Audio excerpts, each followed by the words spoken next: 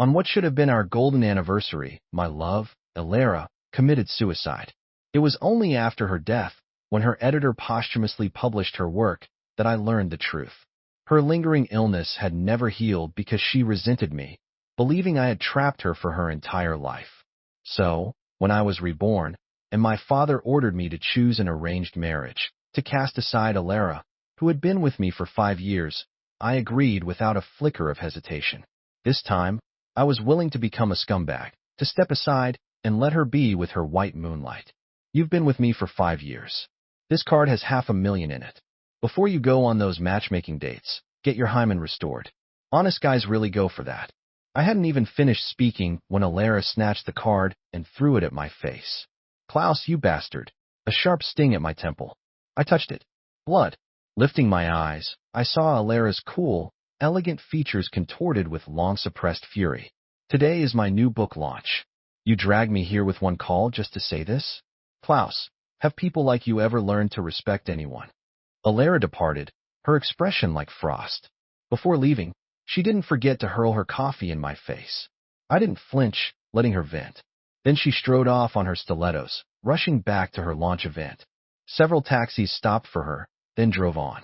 Alara didn't get into any of them, choosing instead to pace where she stood. Her lotus-green coat billowed in the early winter wind, making her silhouette seem utterly alone, as if waiting for me to come and coax her. But I knew she wasn't waiting for me, and just as I expected, a battered old bicycle soon pulled up before Alara. A smile finally lit up her face. She hopped onto the back seat, her arms circling the man's waist. Even though I'd resolved to let her go in this lifetime, the sight of the woman I'd spent a previous life with now beaming at another man still sent an indescribable pang through my heart. Alara was a good woman, in truth. In our past life, she had done nothing wrong to me, to our child, to our home. She had always done her utmost, everything within her power. Even that book, her nostalgic tribute to her white moonlight, Julian, was only published at her request after she died. She had never wronged me. She simply didn't love me. Sir, old Mr. Klein has already arranged for your body. In 3 days, you can proceed with the fake death and depart. Understood. Let's go home. Under the newly enacted policies, my Klein family no longer had any standing in Nandang. In 3 days, I would fake my death, assume a new identity, and head to the mainland to forge a new path. 3 months later, I would marry my betrothed. In my previous life, I had taken Alara with me, but she hadn't been happy with me. This time, I would fake my death alone. She would be happy, wouldn't she? At least, years from now, when reporters interviewed her, she could say without a trace of shame that the man she had once been with wasn't some sugar daddy, but simply a complete scumbag. Back home, I turned on the TV. Sure enough, a riot had broken out at the press conference. I breathed a sigh of relief when I saw Alara wasn't among the victims reported. I started packing my bags. I planned to leave this villa to Alara, and I'd also left a sum of money for her in the safe. Her younger brother wasn't in good health, and her writing career was just taking off. Without me to protect her in the future, those publishers and agents were the kind of scumbags who'd devour you whole and not even spit out the bones. If she didn't have money to grease some palms, her path ahead would be incredibly difficult. Alara pushed the door open and came in. She took off the heavy padded coat that wasn't really hers. I caught the sharp scent of her perfume mingled with a faint smell of tobacco, slightly acrid. I never smoke, but right then, I desperately wanted one. Going on another business trip? Alara's icy gaze fell on my suitcase. I mumbled an affirmation and continued packing, not knowing what to say. It was as if she hadn't taken our breakup that morning seriously. Well, it made sense. After all, we'd had fights and broken up before, but each time I was the one who backed down in the end, begging her to come back. She probably thought this was just another tactic of mine to win her back. Alara seemed deliberate for a moment, her pale fingertips clenching into fists. It took her a while to summon her courage. Klaus, was it you who sabotaged Julian's job at the TV station? Otherwise, they just notified him yesterday that he could start work. So how could he suddenly be kicked out today? My hands busy packing clothes paused. I looked up, my face devoid of expression. You think it was me? Alara met my gaze unflinchingly, her tone still as cold as ice. I've told you countless times, Klaus, he's just like a brother to me. someone I grew up with. Why do you have to be so petty and keep hounding him? You even hired people to beat him up. Actually, in my past life, they had argued about this very same thing. Julian had lost his TV station job because he'd hit the station director's nephew, but he blamed it all on me. In my past life, by the time I found the director's nephew, he was already dead, so I couldn't prove my innocence. That's why in this life, as soon as I was reborn, I immediately found the director's nephew and saved his life. But just as I was about to take the evidence out of the drawer, Alara suddenly recoiled half a step. A sharp pain pierced my heart. I knew what she was thinking. She thought I was going to pull out a gun. After all, rumors were rife in Nangang that anyone who crossed me would end up dumped in international waters to feed the fish. But I had always ed on her, respected her. Since we'd been together, she had never been afraid of me. Yet now, all because of an outsider's one-sided story, she was confronting me, her eyes blazing with accusation. At that moment, I felt an overwhelming sense of dejection and exhaustion. I thought to myself, since I've already decided to leave, why bother explaining any of this? A self-mocking smile tugged at the corner of my lips, and I closed the drawer. So what if it was me? In that instant, I saw the same fear and disgust in her eyes that I saw in everyone else's. I lowered my head, not wanting her to see my reddened eyes. Make me a bowl of wonton noodles, Alara. No. Alara refused instinctively, but then, perhaps thinking of something, she took a deep breath and headed to the kitchen. She heated the wok, added oil, and with a sizzle, the aroma of eggs burst into the air. Once cooked through, she sliced the egg into shreds and set it aside, refilling the wok with water. It was time for the wontons and dragon beard noodles. An enduring hit single was playing on the TV, Priscilla Chan's Countless Songs. Leaning against the door, I hummed along softly. I remembered the second time I saw Alara. She was singing this very song in a nightclub. She was then, and had already forgotten saving me when we were children. She sported big, overly mature waves in her hair, and a cheap, tacky bodycon dress clung to her fine figure, accentuating her every curve. But her eyes were still as bright and pure as they had been back then. Multicolored lights danced on her face, reflecting off the walls of the private room, creating a dreamlike atmosphere. She was just as I had pictured her in my countless midnight reveries, fulfilling every fantasy I'd had. I took her home with me, paid off her gambling addict father's debts, and had her younger brother transferred to the best hospital. She had a beautiful voice, and I told her I wanted to make her a star, but she told me she wanted to continue her studies and become a great writer someday. I admired her ambition, so I supported her through university. The song ended, and the wonton noodles were ready. All right, she said. I've changed the safe's password. If you need anything from inside, just take it. The password is... Alara slammed the bowl of wonton noodles onto the table, the splashing broth scalding her fingertips red. My gaze darkened slightly. She had made 2 servings. The other she poured into a thermal container. What's the password? My lips moved, but no sound came out. The password was today. My birthday. Is there anything else? I need to go to the hospital to take care of Julian. Alara hastily picked up the thermal container, her expression impatient. It seemed like she would dash out the door any second. I grasped her hand, my voice hoarse. Alara, send me another song next time. She refused without hesitation. She paused then, as if remembering my position, her voice softened, tinged with humiliation. Next time, okay? Julian is very badly injured. I let go of her hand, my strength gone, and said, all right. My face devoid of expression. As the door opened and closed, silence descended upon the room, leaving only the sound of breathing and the ticking of the clock. Slowly, I pulled out a chair. The noodles had gone a bit clumpy. I forced down a couple of mouthfuls. It no longer tasted like it did in my memories. The next morning, the door slammed open with a deafening bang. I jolted awake from my dreams, instinctively grabbed my knife, and pinned the intruder to the bed, the blade poised at their neck. Seeing it was Alara, I quickly pulled the knife back. Sorry, Alara. Things have been tense lately. I've been on edge. I didn't mean to scare you. She shook her head slightly and sat up, still shaking. Her eyes fell on the cake on the floor, and she pressed her lips together. I froze for a moment, a faint smile tugging at the corners of my mouth. Then it quickly faded. Too bad. My birthday had already passed. After a moment's thought, I picked up the remaining half of the cake with the dining knife. It still looked mostly intact. Alara grabbed my wrist, frowning disapprovingly.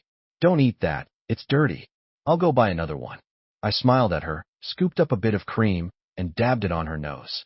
When I hit rock bottom, I was so hungry I even rummaged through trash bins. I started telling her stories from my childhood, vivid and animated. It had been so long since I'd seen her genuinely smile in front of me. In our last life, after she left Nangang, she was never the same, always quiet, withdrawn, even around our child. She seemed like a shell of herself, like someone who had lost her soul. But this time, I think I made the right choice. This time, she will live a life of peace and joy. You never told me any of this. I always thought you were like a superhero, untouchable, Alara said, resting her chin in her palm, her gaze intent and full of emotion. I forced down the sadness in my chest and managed a small smile. Alara, we're only human. Of course we get hurt. She paused as if something had dawned on her and fell silent. Only her quickened breathing betrayed the turmoil beneath her calm exterior. Bang! Firecrackers went off in the distance. She snapped out of it, awkwardly turning her head away. Strands of hair fell loosely across her forehead, and for a moment she looked her age again, youthful, even a little bashful. I chuckled softly and looked out the window too. After a while, she stood up, putting on her usual cold, aloof demeanor. By the way, when's your business trip? Ferry tomorrow morning. I'll see you off then. All right. We finished the rest of the cake in silence. Then, with some hesitation, Alara finally spoke. Klaus, could you spare Julian, please? I'm asking you. The job at the TV station means a lot to him. She didn't look at me, but her voice trembled ever so slightly, like she was afraid I'd say no. My heart sank bit by bit. So this was why she had rushed over so early, to make up for my birthday, just so she could plead for a way out for Julian. And in the end, I just numbly nodded. All right. After all, I was the one who decided to let her and Julian be together. When you help someone, you commit all the way. If Julian's future turned bleak, I feared Alara would suffer too. She'd saved my life once. After this, our debt would finally be settled. But the man Julian had crossed happened to be my nemesis, Victor. There was no way he'd let Julian off easily, so I had intervened personally. By the time I found Julian, night had fallen. In an abandoned factory, Julian was beaten half to death, strung up in midair. Klaus, what? You get off on being a cuckold? Helping your own woman save her lover? My eyes narrowed dangerously. At a flick of my finger, my men laid into the dozen or so thugs. Agonizing screams echoed for a long moment. I casually wiped the smear of blood from my fingertip. I switched on the stereo. A beautiful song soon swelled, drowning out the fading whimpers of pain. Someone like you doesn't deserve Alara. Julian snarled, his gaze sweeping over the carnage as he struggled to push himself up. He was a bloody mess, yet still found the nerve to taunt me. I pinned his head under my foot, looking down at him, my expression a mix of contempt and bafflement. Then what kind of man does deserve her, huh? The righteous star reporter, Julian. Stop it, Alara cried, rushing over and shoving me so hard I stumbled. When I turned, I saw Victor, who'd entered with her. It finally clicked. This was a trap he'd set for me. He'd lost his own wife because of his philandering, and now he couldn't stand to see anyone else happy with theirs. Klaus, I am so incredibly disappointed in you, she cried out. Can't you go just one day without all this violence and bloodshed? I'd never let her see this side of me before, never let her witness such brutality. I was terrified she'd fear me, revere me out of that fear, or outright hate me. But now, the look in her eyes, the way she flinched from me, it all screamed that not only did she not love me, she saw me as her enemy. In her eyes, I saw my own reflection, cowardly, despicable, utterly loathsome. Alara cradled Julian, her heart aching as if his humiliation were her own. She gently wiped the shoe print from his face. Klaus, she choked out, tears streaming down her face. Will you only be satisfied when you've driven us all to a dead end? So now you've got what you wanted. I'm begging you, please, can you just let us go? She sank to her knees and kowtowed deeply, her forehead striking hard ground. I heard the dull, sickening thud. Blood trickled from her temple past her defined eyes. I stared, shocked and utterly disheartened, and could only murmur, Alara, In your heart. What kind of monster am I to you? Winters in Nangang rarely saw snow. The sea breeze laced with sleet lashed my face. It was a damp, bone-chilling cold that seemed to penetrate to the very marrow. I waited at the pier, but in the end, she didn't come see me off. Not that I was surprised. After all, today was Julian's first day at his new post. She naturally would see him off to the TV station first. Victor, that scoundrel, really knew how to make life difficult. Despite Julian being so badly injured, he still had to report to Victor first. But that was Julian's own choice. How they fared in the future was no longer my concern. Sir, it's time, my subordinate reminded. I handed my final letter to my subordinate, instructing him to deliver it to Alara. Truth be told, Alara's writing journey hadn't been smooth at the start. To encourage her, I anonymously became her very first fan. I read every piece she published meticulously, then wrote her letters, offering sincere advice and encouragement. Now, this was the final piece of encouragement. I wished her a future as bright as brocade. I didn't board the ship tonight. This ferry would sail into international waters and meet with disaster. All passengers would vanish, none spared. Would she cry for me? Even if not for me, but simply for a life that was lost? Never mind, it didn't matter anymore. Alara arrived at the pier, but the ship had already departed. A snowy mist swirled. The distant ship lights, like flickering stars, gradually dimmed and vanished. An inexplicable unease settled in her heart. The manuscript she planned to finish in a day barely had a few words written. By midnight, she'd fallen asleep slumped over her desk, only to be jolted awake by the cold. The cedar-scented overcoat he'd usually drape over her shoulders just in time was missing. So was the coffee with its heart-shaped art, and the waffles slathered in sickeningly sweet chocolate. The house was quiet. Only the newspaper already lying at the foot of the door indicated that today was just another ordinary day. It's not the first time he's been on a business trip, Alara murmured. Yet for some reason, a heaviness still pressed on her heart, a premonition that something terrible was about to happen. It wasn't until she'd finished making breakfast that she hesitantly opened the newspaper. The moment she saw the front page headline, her hand clenched abruptly, the bold characters announcing, "Ferry sinks," crumbling in her grip. Her heart felt as if an iron band had suddenly tightened around it, and a wave of oxygen-starved suffocation washed over her. Alara stared at the smaller print below, reading it over and over. No survivors, no survivors. Klaus. He was dead. That man, as powerful as a deity, who seemed capable of solving anything, had drowned in the tumultuous waves, simply because of a small squall. He hadn't died at an enemy's gunpoint, nor been assassinated while incarcerated. He had simply, unremarkably, died in an accident. How could this be? How is this possible? Alara couldn't believe it. She even found herself wondering if this was some scheme the man had deliberately concocted to win her back. The sharp ring of the telephone snapped Alara back to her senses. Though the phone was mere steps away, her legs felt so weak she nearly stumbled several times as she made her way to it. Julian's exultant voice came from the other end. Alara, Klaus is dead. You no longer have to force yourself to stay with him out of fear of his power. You're free. Free. But why then did her eyes blur?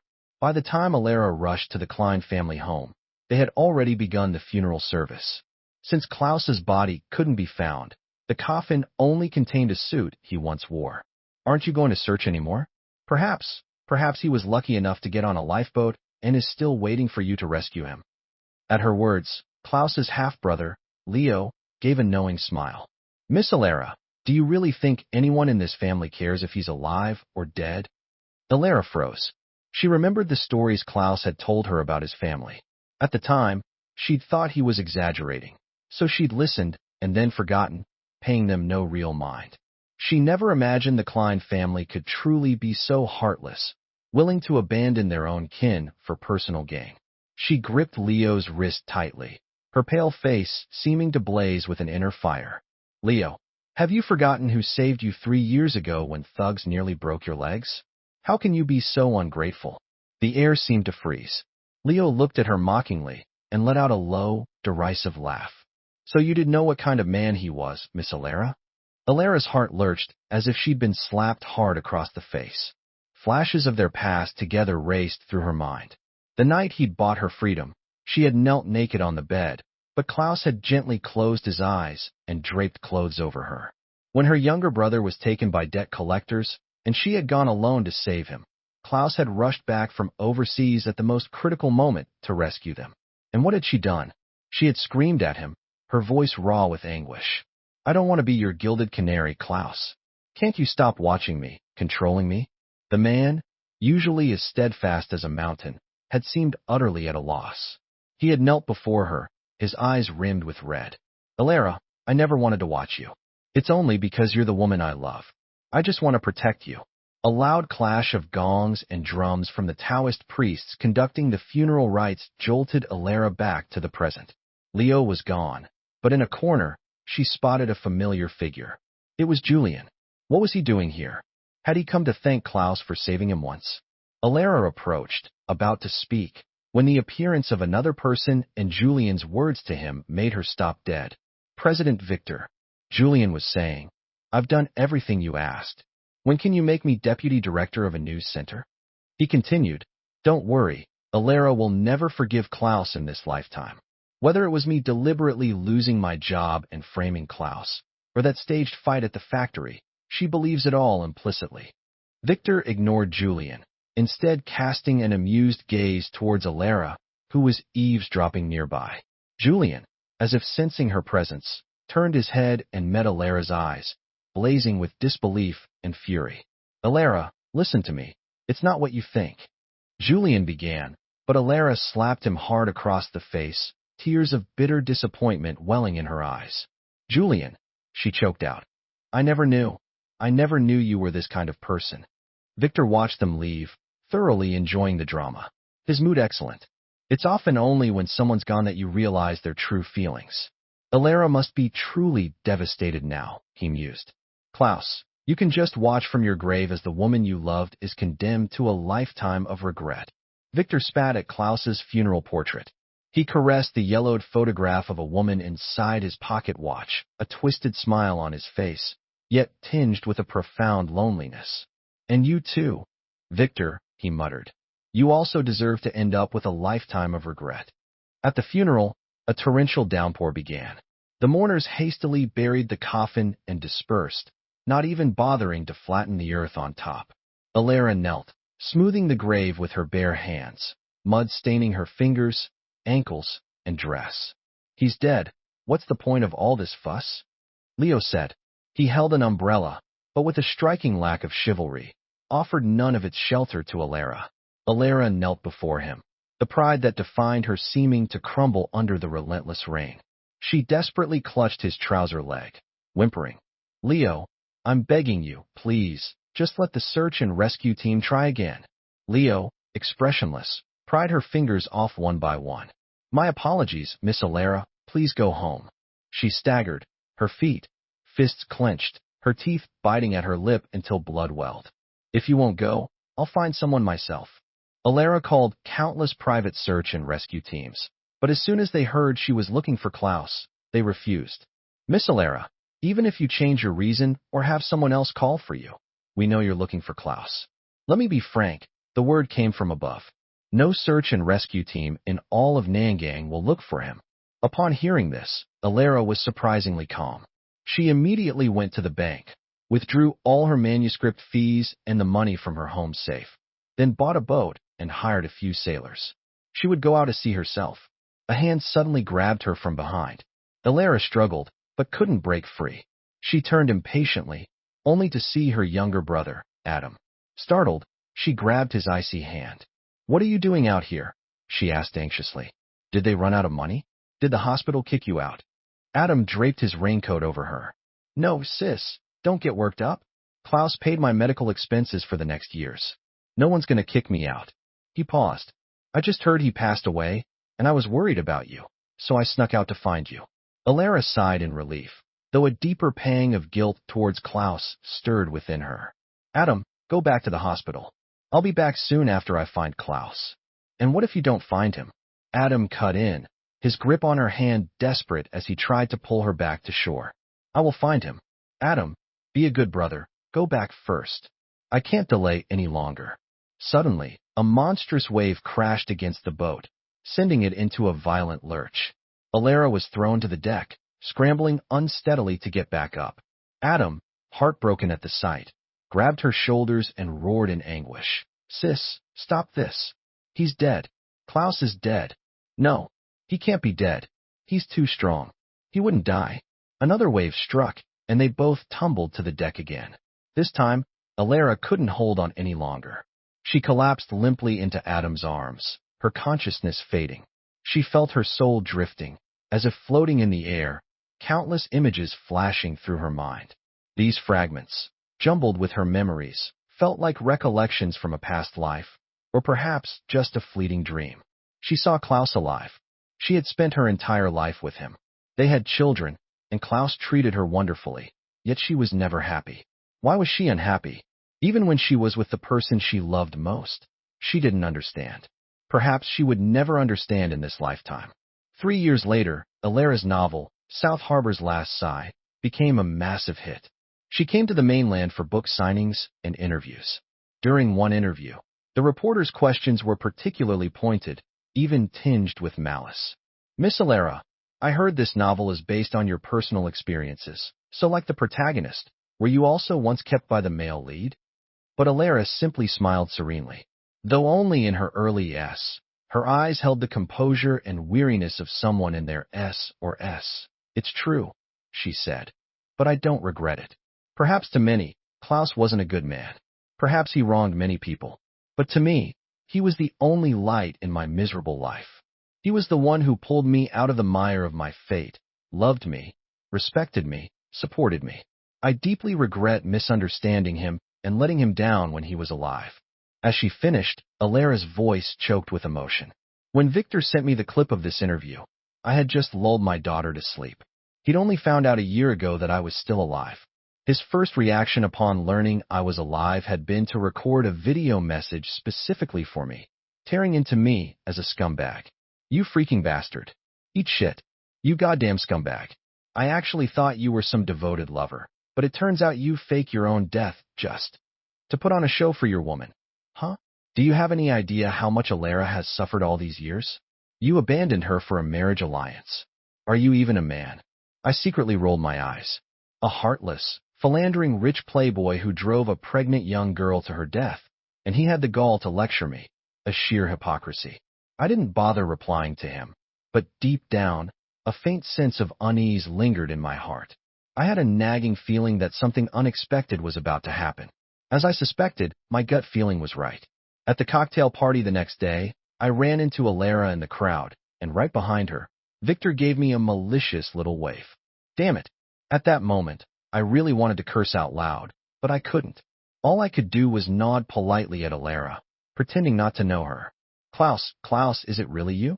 Alara reached out, desperate to grab my hand, but I dodged just in time. She was still the same familiar Alara, but somehow different, her head tilted slightly up, eyes shimmering with fragile tears. But today, I no longer could, nor had the right, to wipe her tears away. I stared at her blankly, deliberately showing a trace of impatience.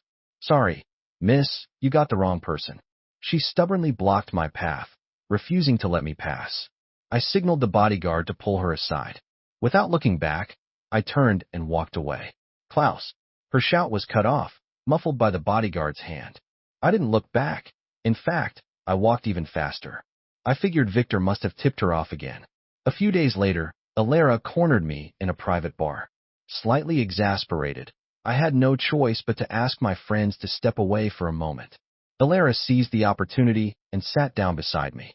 I caught a whiff of her faint perfume. It was a bit too sharp.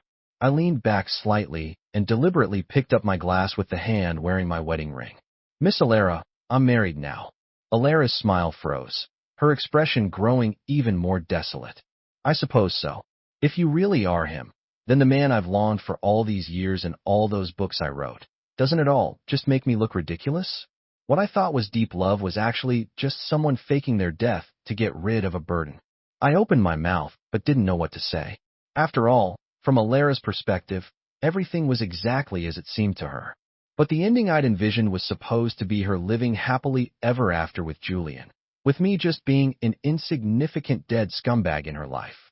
When did it all start to spiral out of control? I don't know. I only know she shouldn't be living in the past. I've moved on, and I hope she can live a good life from now on too.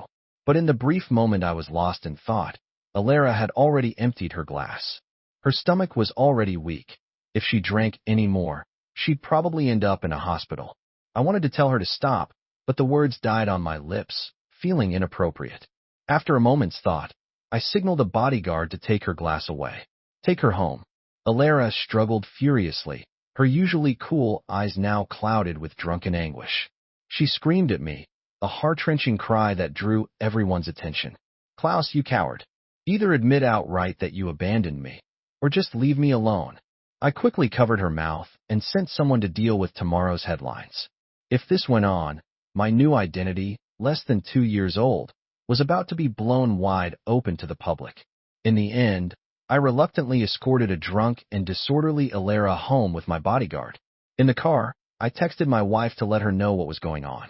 She sent back a cute emoji, telling me to just handle it.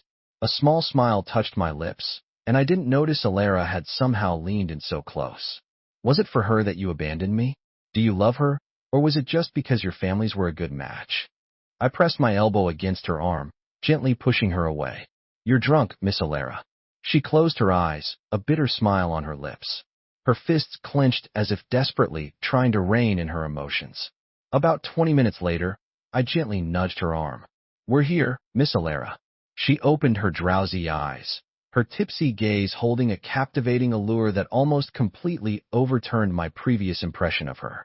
She invited me upstairs to sit for a while. I didn't want to be alone with her in her apartment, so I refused outright.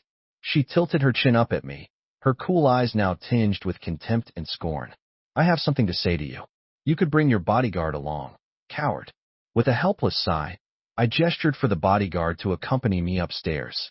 When she opened the door, the apartment's decor was almost identical to the place we'd shared in Nandang 3 years ago. Feeling a little uneasy, I glanced around briefly before sitting on the sofa farthest from her.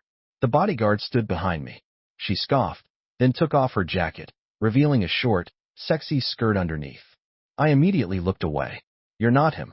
What you so flustered about? Her feigned gentleness held a sharp edge, as if she were waiting to pounce on any mistake I made. I could only manage a polite smile. I'm a married man. After all, it wouldn't be good if my wife found out. At the word, wife, the light in her eyes suddenly dimmed. She murmured the word, her expression dazed. Wife? So wife. Her voice was laced with an indescribable bitterness that made my own heart ache. She shouldn't have become like this, but things had come to this, and I was powerless to change anything. Do you know how I confirmed who you are? Those letters. The ones you wrote to me. Even though you deliberately changed your handwriting, a person's little quirks are hard to hide. Alara carefully placed a thick stack of letters on the table. They looked almost new, a testament to how much she had cherished them over the years. Then she took out her phone and thrust a photo of my face. It was a photo of the contract I'd just signed with the Victor Corporation. Victor had sent her a picture of his signature page. At this point, are you still going to deny it, Klaus? Just tell me the truth. All I want is a straight answer. 3 years ago, did you leave me for a marriage alliance? Just tell me, and I'll finally be able to let go. Her slightly reddened eyes were filled with anticipation and a desperate plea. I drew closer, step by step, until I was right beside her. Then I slipped the active recording pen from her bag. Stay away from Victor, I told her. He's no good. I hadn't answered her unspoken question directly, but my actions were confession enough. The color drained from her face, replaced by stark terror, then utter despair. Tears welled, then streamed uncontrollably down her cheeks. Her pale lips trembled. For a moment, she tried to speak, but no sound came out. Finally, she shattered. With a choked sound, she swept away the letters she had so carefully treasured. Right before my eyes, she descended into a frenzy, stomping on them, tearing them to shreds, destroying our past. Now, in her heart, I was truly nothing more than a heartless, faithless scumbag. I couldn't tell if I felt more pained or relieved. I left in silence. Just as I was about to get into the car, she came running after me, barefoot. Klaus, can't we even be friends after this? I looked at her, my expression unreadable. If you run into any trouble in the future, contact my assistant. He'll help you. I had my bodyguard hand her my assistant's business card. She let out a hollow, dazed laugh and casually tossed it into the nearest trash can. Klaus, you're a real bastard, she ground out, her voice thick with hatred. I didn't look back. If that's how you see me, I said, my voice flat, then so be it. 6 years later, I received Alera's wedding invitation. She wasn't marrying Julian, but an overseas Chinese expatriate. When my love and I attended the wedding, I was surprised to find Victor on stage, invited up as a family member. It turned out that Victor had acknowledged Alera as his sworn sister 4 years prior, which was quite unexpected. But that was all right. Though Victor was a bit of a playboy, he always treated his family well. Mr. Jean and I met at a book signing. He's a fan of my books. I once thought I could never let go of past regrets, but it wasn't until I met him that I understood. When we meet the right person, letting go can be so easy. As she said these words, she didn't glance at me even once. I saw the brilliant lights illuminate her, making her shine brightly. It was just like the first time I saw her, her small figure silhouetted against the light as she confidently and cleverly led away the thugs who were after me. I averted my gaze, squeezed my love's hand, and we quietly left. Let's go, my great pianist. What surprise have you prepared for me for our wedding anniversary? My love covered my eyes and gave a mysterious smile. My dear CEO, I'm not telling you yet. After a pause, she feigned anger, lightly tapping my chest twice. You're not allowed to peek this time. You peek every year. I shrugged calmly, as if I'm definitely going to peek. Alera's side story. After Klaus died in a shipwreck, I had a dream. It was a long, fragmented dream. I dreamed he hadn't died but had changed his identity and gone inland. He took me with him, and we changed our identities inland and started a new life, but I still felt uneasy. Our statuses were still unequal. Inland, I had no family or friends besides him. I had no one to rely on. I could only write desperately, pouring all my emotions into one novel after another. Only by earning a lot of money and achieving a reputation more perfect than Klaus's could I feel even slightly confident when speaking to him. Alera, it's already past in the morning. Let's go to sleep first, and you can write tomorrow, okay? He'd say, carefully placing a glass of warm milk by my hand and tentatively trying to still my furiously typing fingers. I was in a zone with my writing and impatiently brushed him off. The milk fell to the floor, glass shattering everywhere. Klaus, you're always telling me to rest. Are you trying to trap me at home for the rest of my life? Klaus looked at me with a complicated expression.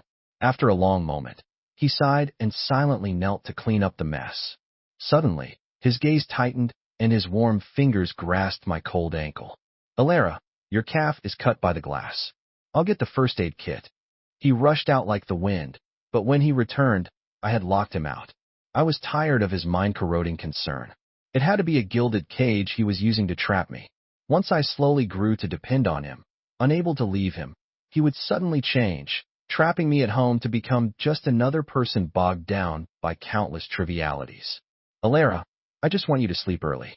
Tomorrow you need to attend our daughter's school parent-child activity. See? I knew it. Why don't you go? Why should I be the one to go? Silence hung outside the door for a long while. When Klaus spoke again, his voice sounded exceptionally weary. Alera, I've been going for the past 3 years. Our daughter really needs your company. She needs her mother. And I need you too. I covered my ears, refusing to listen. I had to write. I had to earn money.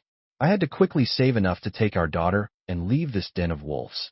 But no matter how hard I tried, the money I earned never surpassed Klaus's. I was still just an insignificant speck of dust under his powerful influence. I became melancholic and lost all motivation to move forward. During countless painful days and nights, I would always think of Julian, even though I hadn't heard any news of him for a long time. But those difficult years we spent together in our youth always made me see him through a warm, nostalgic filter. I started to fantasize. What if I had resolutely threatened to die back then and hadn't come inland with Klaus? How would everything have turned out? It would probably have been very warm. Julian and I would have had our own careers, live in a house full of blooming roses, with children playing around our knees. As I thought this, my eyelids grew heavier and heavier. In my daze, I seemed to smell a faint fragrance. That bastard Klaus must have come in. Alera, the roses outside the window are blooming again. Did you see them? His voice was desolate, like the fading scent of roses gradually disappearing from my dream. I finally woke up. My vision was blurry. Sniffling, I realized my face was already streaked with tears. The room was still quiet. The roses on the windowsill had withered. Only then did I realize that in many everyday moments I hadn't noticed, Klaus had already managed this little home, what he considered their home, with such meticulous care. In a daze, I seemed to see him again, leaning back on the sofa, sunlight illuminating his casually tousled hair, looking so warm. Elara, wealth isn't the sole measure of a person's worth and dignity. You can pursue anything you desire, but you must be careful not to lose yourself in the process.